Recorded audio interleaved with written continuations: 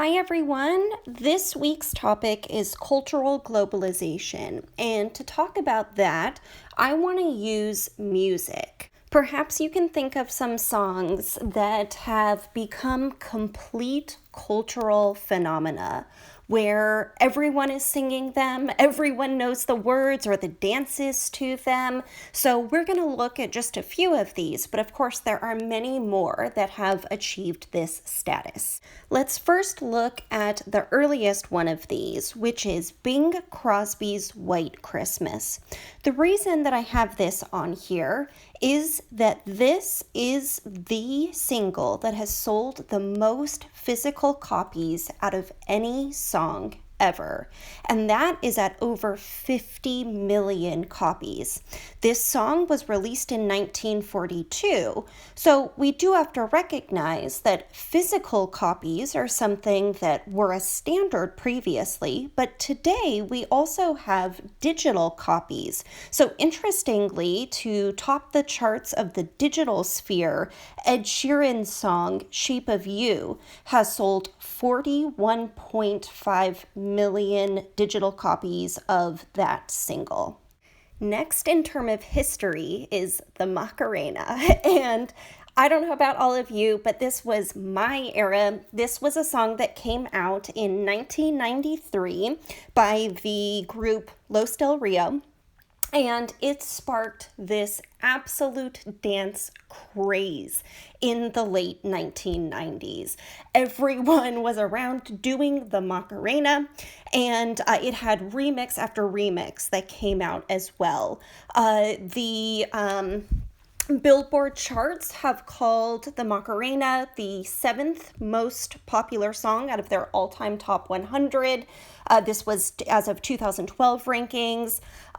They've called it the top Latin song as well, so that got the #1 ranking from Billboard. It definitely is another one of these songs that has achieved complete popularity. We'll jump a couple decades again to 2012, which was the release of Psy's Gangnam Style. This is a very popular K-pop star who, prior to this song, really didn't have any popularity outside of South Korea. So it was really interesting to see the absolute global phenomenon that this became. The music video was the first one on YouTube to achieve 1 billion views, and amazingly, it actually broke YouTube. So this is kind of its claim to fame. YouTube had to rewrite its code after having so many people watch this video. Now to our most recent one out of all of these songs, and that is Despacito. This is a song by Luis Fonsi. Perhaps this is one that you recognize. It's a bit more recent. I believe it came out in 2017. And this song was the second one that achieved over 1 billion views on YouTube. It actually was the song that has gone past the views of Psy's Gangnam Style. And Despacito is the #2 song out of digital copy sales. So I mentioned before that Ed Sheeran has sold 41.5 million copies.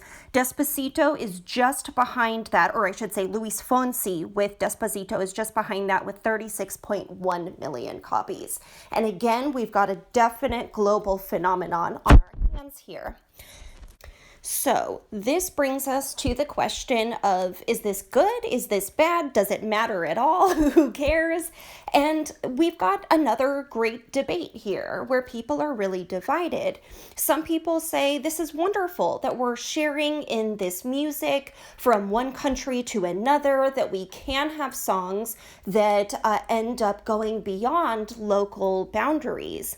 But other people say we need to be a little careful that we're not engaging in some cultural imperialism or cultural homogenization, where everyone is kind of force-fed this same consumer capitalist model. So as we go through this week's material, I definitely want us to keep this in mind. Is cultural globalization helpful? Are we sharing ideas? Are we encouraging one another to adapt things to our local context? Hopefully, this makes that light bulb of globalization go off in our heads from a previous concept that we discussed. Or is this really concerning where we have this kind of model where we force onto people, we impose this one, overarching, quote unquote, correct or right vision of what culture should look like. And often this comes from a more Western lens. So definitely something, for us to keep a critical angle on over this week. All right, I'll see you all online. Thanks so much.